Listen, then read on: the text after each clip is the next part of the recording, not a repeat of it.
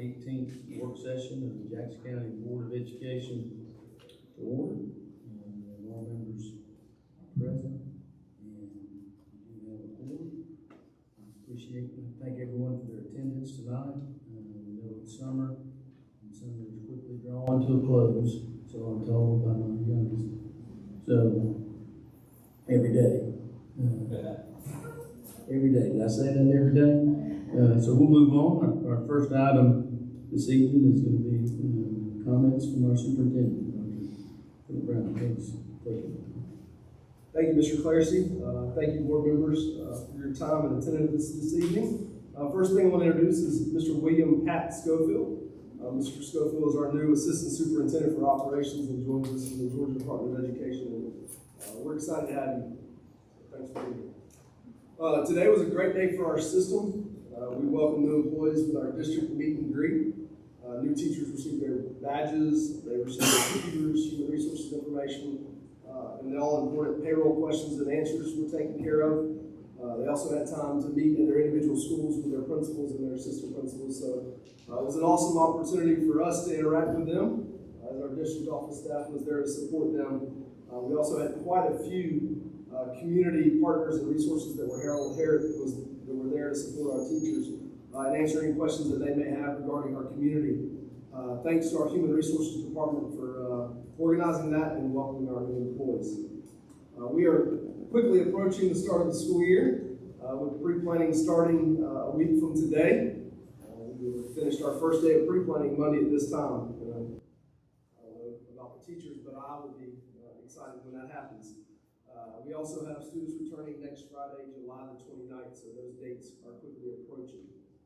Also during pre-planning this year, we're starting a new little tradition. I want to thank Mr. Lester and Dr. Stratemeyer for hosting ice cream socials at both of our high schools. So the East Jackson community will get with Dr. Stratemeyer and have an ice cream social to bring some community to the East Jackson side. And then Mr. Lester will do the same at Jackson County High School with all of his cluster schools. So thank you, gentlemen, for hosting those events.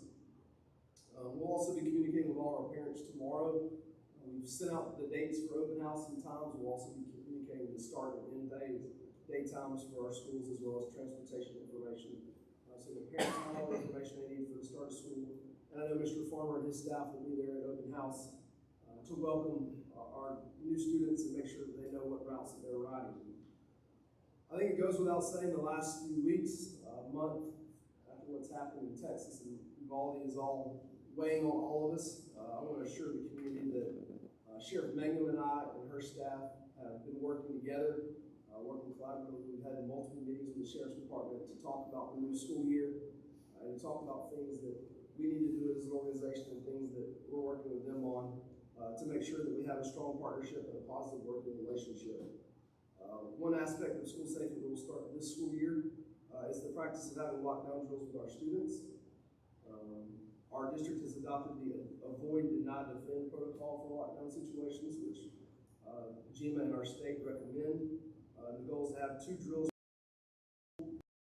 We'll partner with the Sheriff's Department. They'll have representatives from their organization, and we'll have our representation there as well from the district office to constantly review best practices within our schools.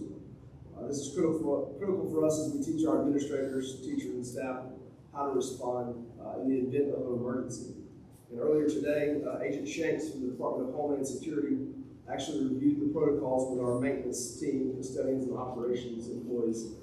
Our plan is to communicate the same information with our principals and schools over the next few weeks, and our partnership with local law enforcement officials is critical to making sure that we maintain our top priority, which is to keep our students and staff safe. So I want to thank the sheriff publicly for her partnership and working with us to make sure that that stays. And then one of the consent agenda items for this evening during the BOE is the training plan and credit verification. This is an acknowledgement that all board members have completed the 6 required hours of training. This is an annual approval. Also want to make note of the 3 dates in the superintendent's comments: September 8th, September 12th, and September 6th for our budget and millage hearings. So board members, you have that information in front of you. One other additional item is that, as you can see, we have a 4-member board right now, and then we have the need to appoint a new board member. So you'll see that under the action items tonight. We'll have Ricky Sanders listed, and that'll be an item that we'll need to take action on individually.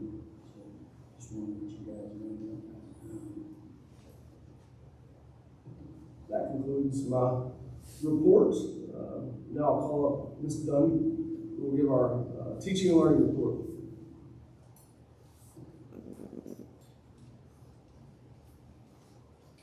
I have my notes.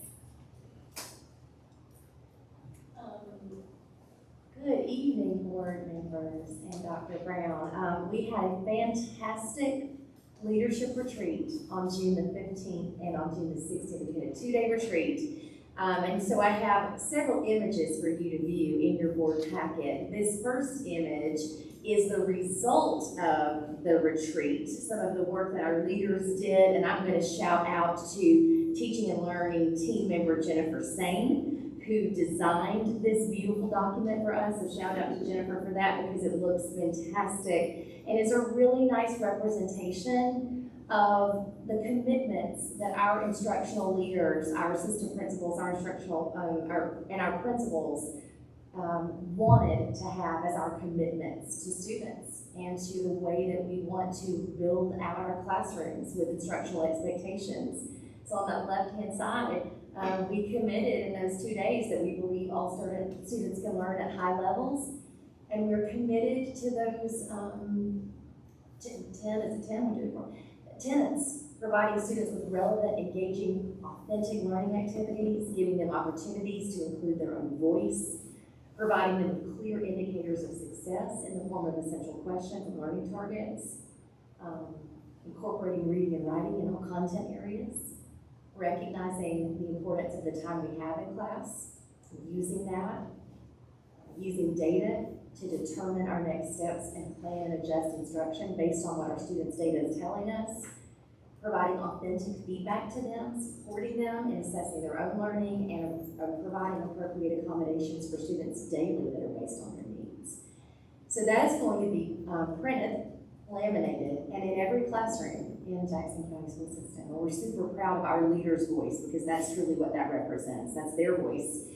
As well as, if you see the 2 pictures, you have 2 pictures. They are the portrait of a graduate. So we did this activity, and I think some of our principals have taken this back to their leadership teams. And we have our graduates on the wall. And we asked our teams to fill out a Post-it with as many descriptors as they could get on those Post-it notes for what they expected when that graduate walks across the stage at East Jackson, walks across the stage at Jackson County High. What are the expectations? What do we want to have contributed to build into that person, whomever he or she represents? If you'll go back to the image before, on the right-hand side of that image, I took all of those Post-its and we distilled them down to these words on the right-hand side here. So this is essentially what was represented by all of those Post-it notes. These are the kids we want to graduate from Jackson County Schools. This is the graduate we want to send out into our community, into our workforce, on to college, on to technical college. And so this document means a lot to us. It was 2 days worth of intellectual labor, right, and hard work, and 2 days worth of really circling our wagons around the commitment to expect excellence in our students. That's the first part, and I will go ahead and draw your attention over to the little libraries. If you notice those on the shelf over here, this is part of our Get Georgia Reading Initiative. You know, we launched that last year, revived it from 2018 when the had actually been awarded that status by the Get Georgia Reading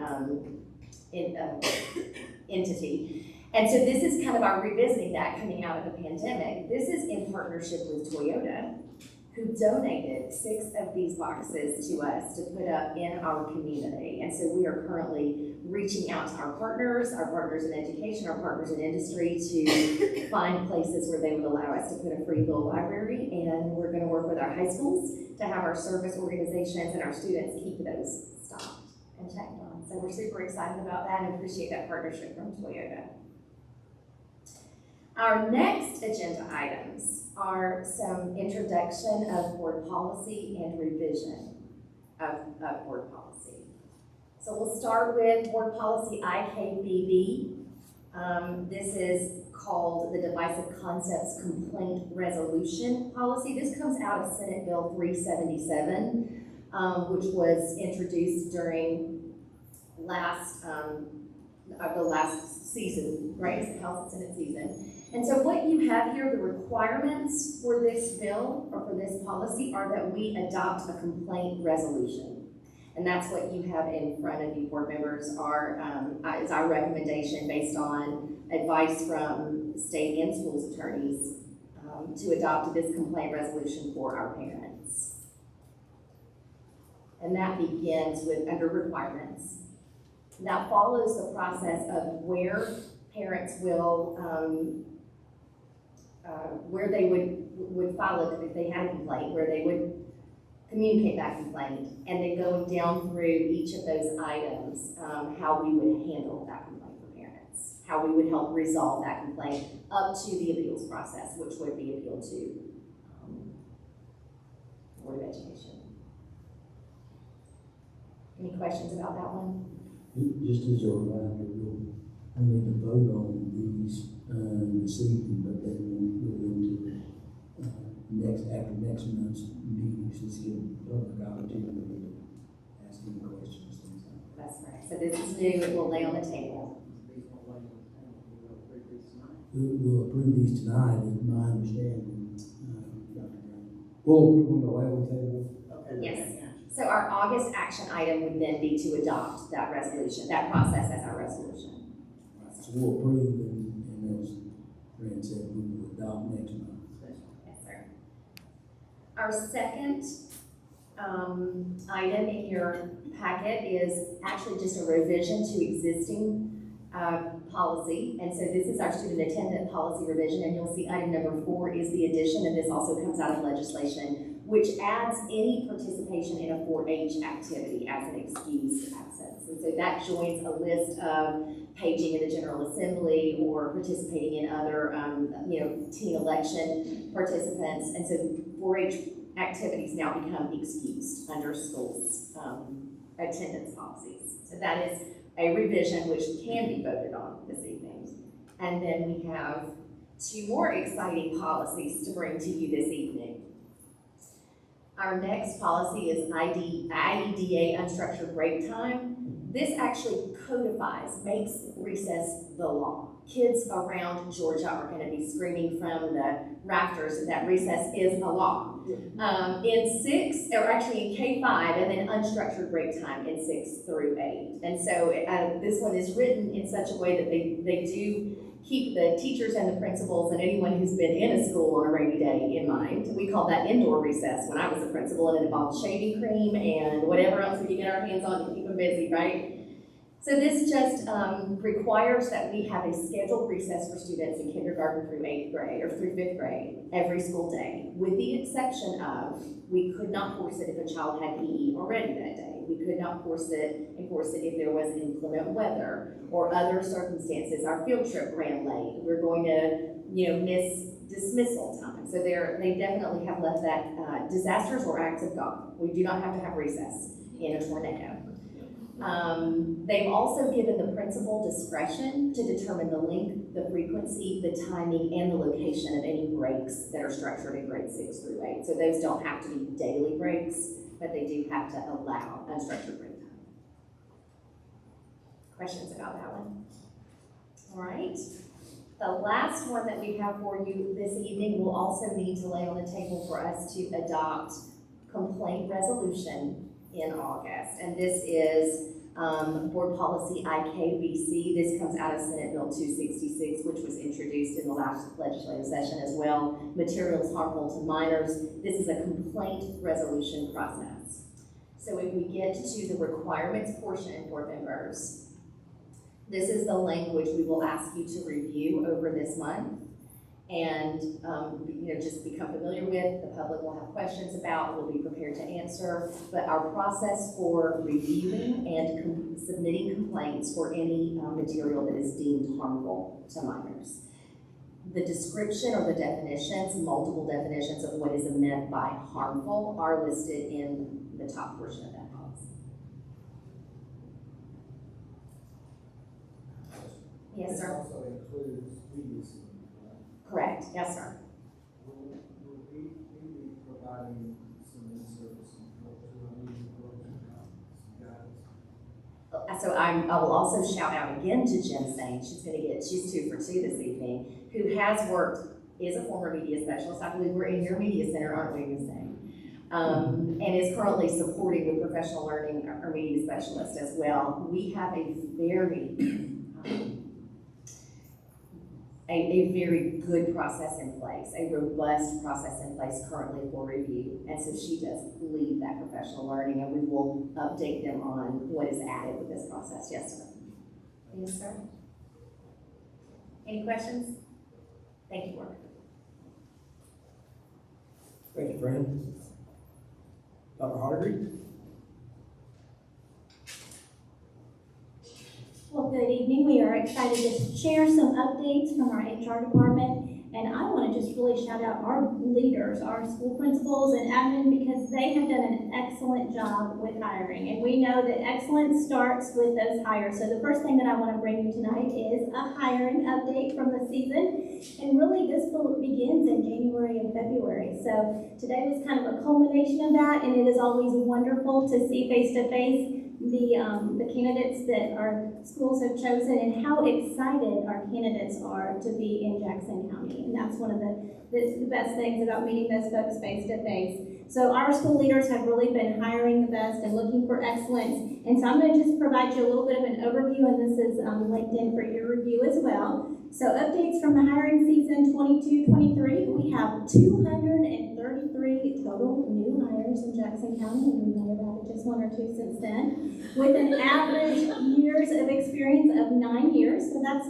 just great to see them coming in with that experience and being so excited to join us here. And they're coming from 32 different districts, industry, Department of Ed, all different places. And again, bringing that expertise, that perspective, and today just to see them all collaborating and interacting with our teams was really special. We are hiring 57 elementary teachers, 106 secondary teachers. We added 5 new admin and district leaders, and we're referring to all new hires to our county here when I'm referring to these numbers. 41 new paraprofessionals and support folks in our building, and 24 new transportation employees. So that's a celebration right there. So really, again, thank you to all of our school teams who have been working on that hiring season over the last several months. Lots of work there. We do have some vacancies still, so there's a slide also highlighting those vacancies. We still have 32 vacancies, just 3 teaching positions. Our building leaders have been working hard on that, and we've been staying in touch with them about enrollment, and thanks to Ms. Wilson, who's also daily checking that enrollment and working with our registrars to make sure that they're cleaning up enrollment and looking at all of those pieces. But 3 teaching positions to fill, about 11 paraprofessionals. I think a few of those probably have been firmed up in the last day or so. 4 bus drivers and 14 custodians. And we do continue to really work on with our custodial needs, just kind of highlighting that. I know that our schools have been sharing that on social media and reaching out to the community to try to get those positions filled. So again, we are very excited about building excellence through excellent hires. So that's just a bit of an overview. Any questions? Well, let me lead into the next piece, which is our enrollment and the need for all of those new staff members. So last month, we shared with you where we were from the end of 2021 to 21-22. We were up about 7% with 622 students. We've added another 275 students since May. So again, just continue that need for staying in touch with our schools, making sure that they are well set for the launch of the year, and not just really the daily conversations and updates, and making sure that we're in a good place. So just, for your reference, you can kind of see where the different schools, it looks like we have a lot of established families coming in and joining us in middle and high school because we have just really seen an increase there. So want to keep you updated on that piece. Any question about enrollment or how we're preparing and planning for that? Good. All right. Well, my next piece to share with you, and this is something that we voted on tonight, but we have our FY23 Code of Conduct to share with you. And I want to just really shout out to a team who has come together to work on this. Dr. Waxter, Mark Wilson, Dr. Teague, and all of our middle and high school assistant principals and principals have been working throughout the summer to really collaborate on this. And one of the things that one of our goals is to align our code of conduct to the state matrix. That's just something that we knew was important. We wanted to make sure that we had worked together to make sure that we had something that really supports our students and our families and also our administrators as they're working through supporting students and referencing that. So we're sharing with you tonight a collaborative effort to update that code of conduct. We have sent it off to legal and gotten their input and suggestions for revision, and then we put it together in a little bit of a different format. You may remember in the past it's looked a little more like a newspaper, so we updated the format there, and after your review and approval, we'll share that out electronically, and then we'll also be printing copies for the schools to have. Not one for every family because they really reference that electronically now, but we'll be making sure that schools have a few copies in their front office and for anybody who would need it, so we can provide it to any family that requested that. So I'll give you just a minute to kind of look over that, and if you have any questions about the process or the document, I'd like to talk about that. Do you still have parents sign off? Yes, sir. So that's part of our first day. We have our first day papers, and then our parents sign off that they've seen all of those documents.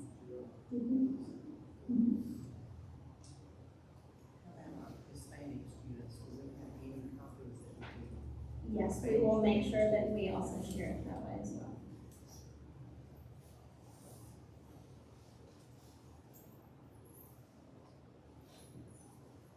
Any further questions? Thank you for giving us a moment to share those pieces. Thank you, Dr. Hargreaves. Ms. Bryant, with our financial update.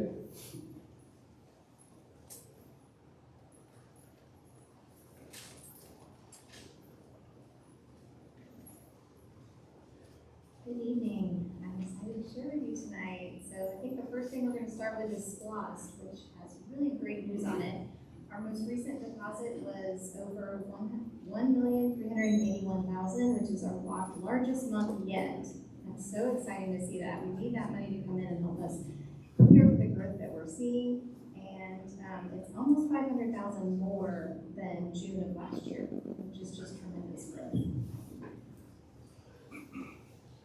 We'll move on to our fund reports, and you guys aren't new, so you're aware these are interim reports. We're still working on closing June. There's a lot of things we need to account for that take a couple months to do. So I would expect us to have final June for you in September.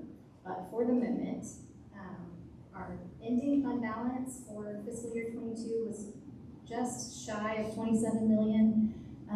We should be pretty close to that. We'll definitely be above where we budgeted at 26 million. So that is great news. It feels really good. That we've planned well and been responsible with what we spent. If you want to look at the financial report for the general fund, obviously 100% of the year has been completed. We are reporting 100% of the revenue has been received. We do count some more of our tax receipts in the next 2 months towards this year, so we'll probably exceed 100%. And our expenditures are at 102%, which, considering how much we've grown, is not a surprise that we spent a little bit more than we had planned on. So, do you guys have any questions about any of those? I know, that's why I said I was excited. That fund balance number just keeps us smiling, I guess. It really does. Keeps us thankful. Absolutely. Well, thank you so much. Thank you, Ms. Bryant. Ms. Thorpe with our school food and nutrition update.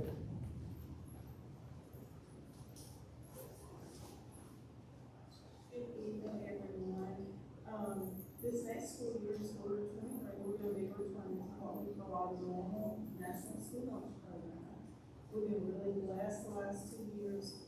USDA allowed our students to eat at no cost. Unfortunately, we didn't get funded for that this next school year. So what we've done is we've looked at what opportunities were there to help our students, and we've applied and requested to participate in what they call the Provision 2 program through USDA, which would allow us to offer free breakfast to all of our students for next school year. So we're waiting on that approval to come back from the state. We hope to hear that in the next couple of days. I had hoped today. This program was originally designed to reduce the burden of paperwork administratively for school programs, and also to allow us some flexibility with our service models and how we feed our students breakfast. I'm very hopeful that this program is going to, as our parents will enjoy those kids being able to come in, not have to worry about eating breakfast before they get on the bus or bring them to school, that it will be an incentive for our parents to apply for free and reduced programs, because us continuing the program is dependent on how many kids apply for free and reduced. So we're hoping that it will encourage our families in our district to do those applications this year. Essentially how it works is we've asked the state for this year to be our base year. We'll determine how many free, reduced, and full-pay students eat breakfast. They won't pay, they'll just come in and eat breakfast like they've ate free all year, this past school year. Once we have that number and that data, we'll submit it to the state. The state will review that, and they will tell us if we're approved to continue the program in school year 24. The great thing about the program is it's going to give us a bridge to link us between where we have been at full no-cost meals and returning to paid. So it will also help our families and our students out. I truly feel breakfast is the most important meal of the day for our students. I think a lot of our teachers will tell you that our kids coming in and being able to eat breakfast every morning, not worrying whether there's money on their account, has certainly supported the learning that has taken place in our district. And again, we hope this is going to bridge from where we were at now with no-cost meals to where we're at to full pay. And we're very busy working, getting ready for the next school year start. So that's the update from us. If you have any questions, if not, we hope to be able to have this approval and have it ready by the first day of school. Thank you. Board members will make sure as soon as we receive the information from the state to communicate with our parents and community regarding breakfast and lunch. Thank you, Ms. Thorpe. Mr. Patton?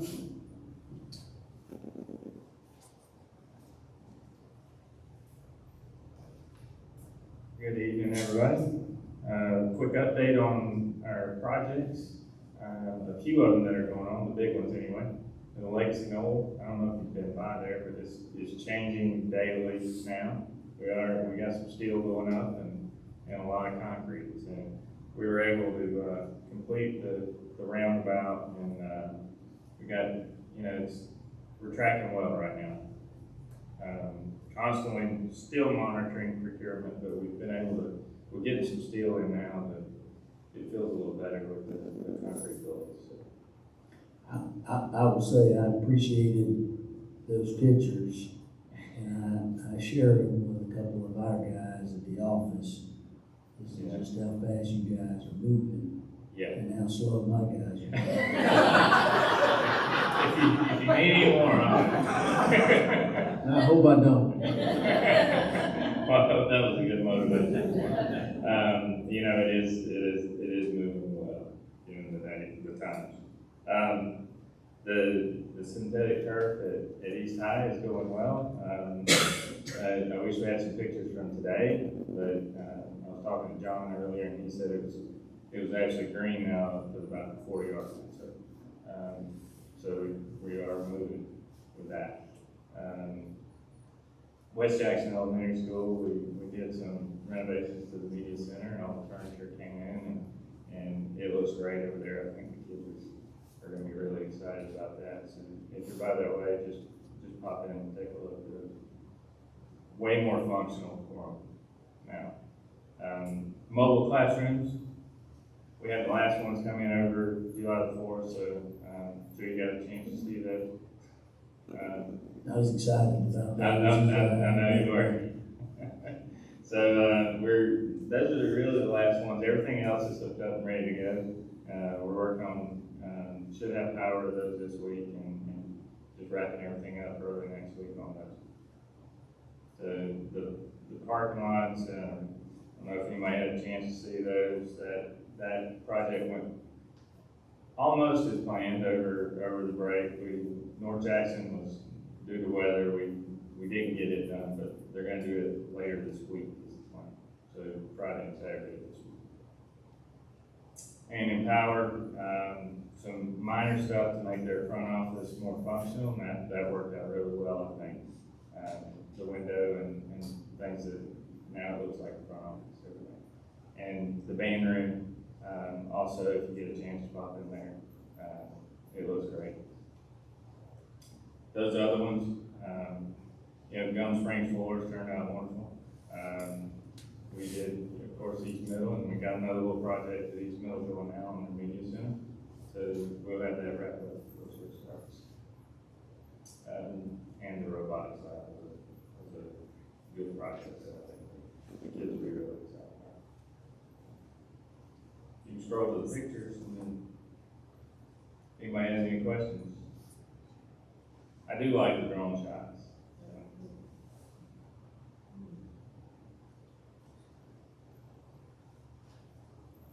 And those two projects right now, those two especially, are going so fast. It's hard to, it really changes daily.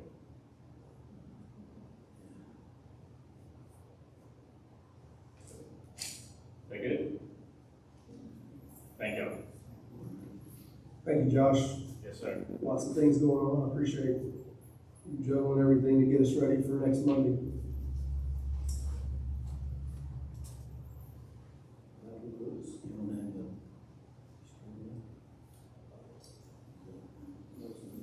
Oh, you're, okay, you jumped around, okay. Before we adjourn, we do have, one more item. This was not on the agenda, but we did want to mention, Ms. Wheeler and I, have discussed your award, receiving the Jim Puckett Outstanding Educator Award, nominated by your peers across the state.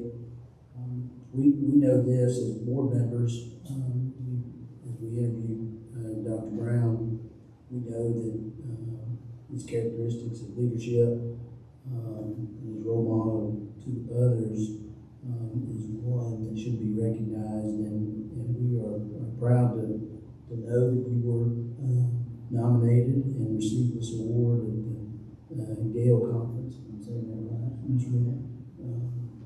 So we're proud to know that, and we wanted to share that. And I didn't tell you I was going to say that because I figured you'd tell me not to.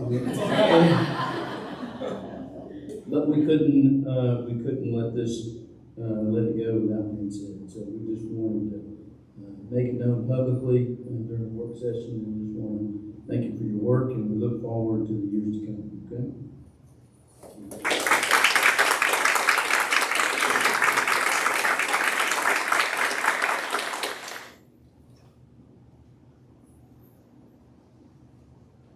No, I'm completely embarrassed.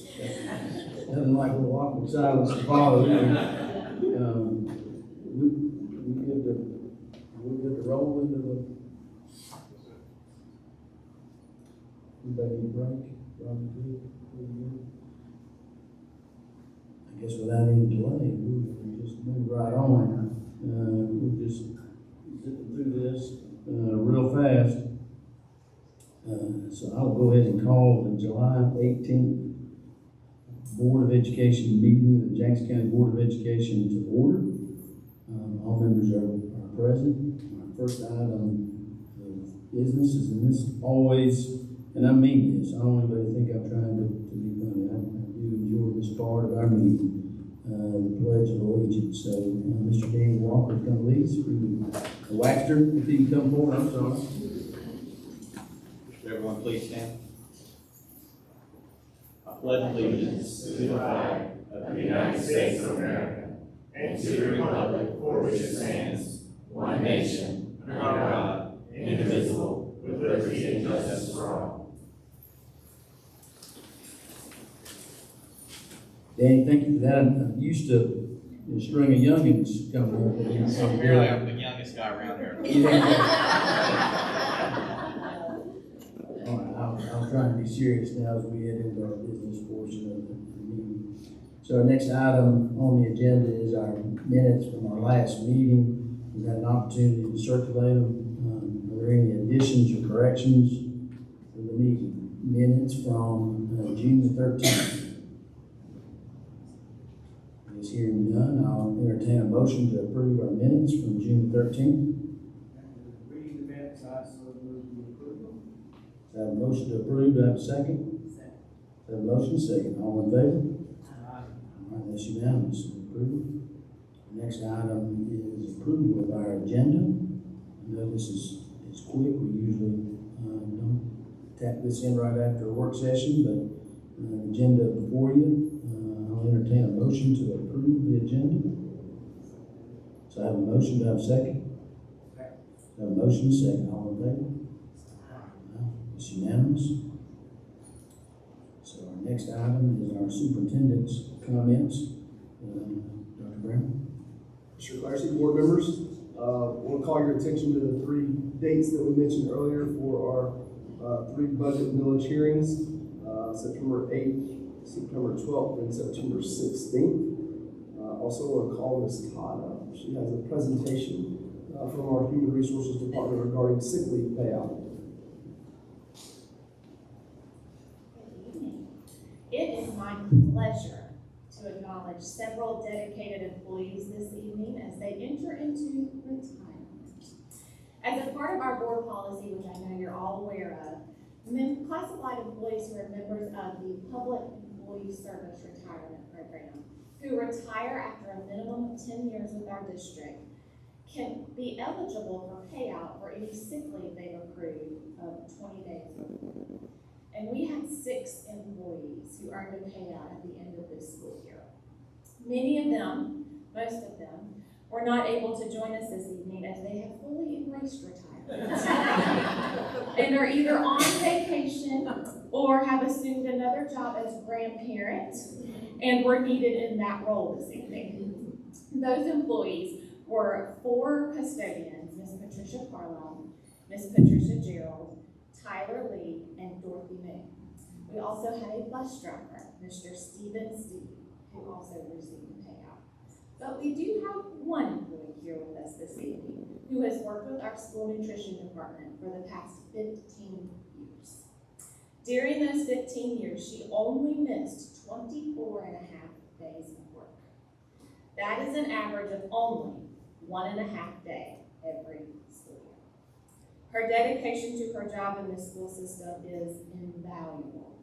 However, we do have a token to show her of our sincere appreciation. She had over 1,000 hours of leave available to her at the time of retirement, which qualified her for the maximum payout per our board policy of $6,750. Please join me in congratulating Ms. Sandra Nix.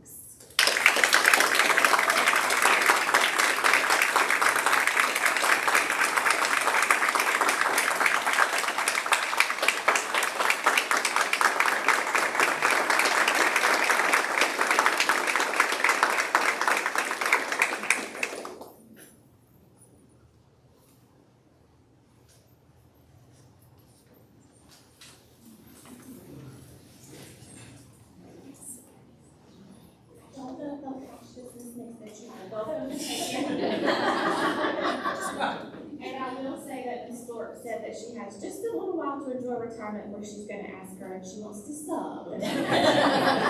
Thank you very much. Thank you, Ms. Nix, for your service. What an outstanding example for all of us and what you've done for our district. We greatly appreciate it. Board members, we will also, we have published our open house plans for beginning of school. We'll also communicate those out to parents tomorrow morning. All right, the next item on our agenda is public comment. I haven't heard of anyone that has signed up through the office. Is there anyone here wishing to address the board this evening?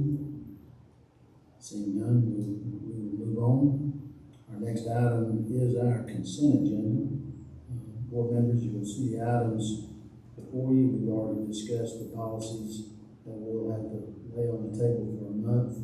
Will be adopted after a month. We do have one in here that will be approved this evening, and it is just a revision. So if there are no other questions, we will proceed to approve our consent agenda. I have a motion to approve the consent agenda. I have a motion, do I have a second?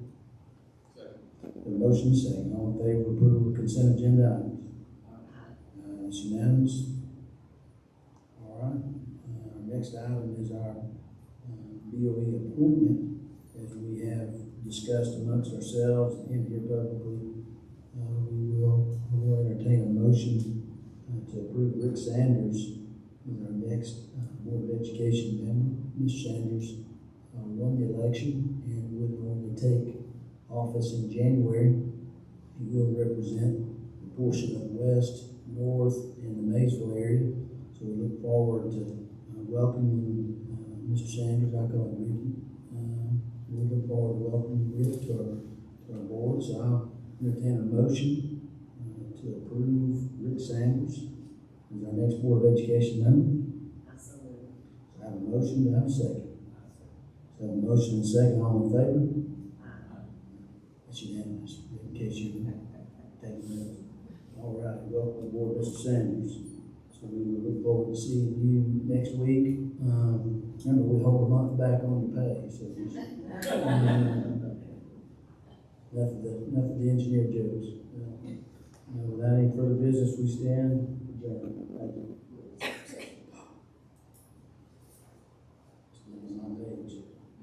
Okay, I back that up. So that motion go into executive session. Have a motion, have a second. Motion second. All in favor of executive session, discuss personnel.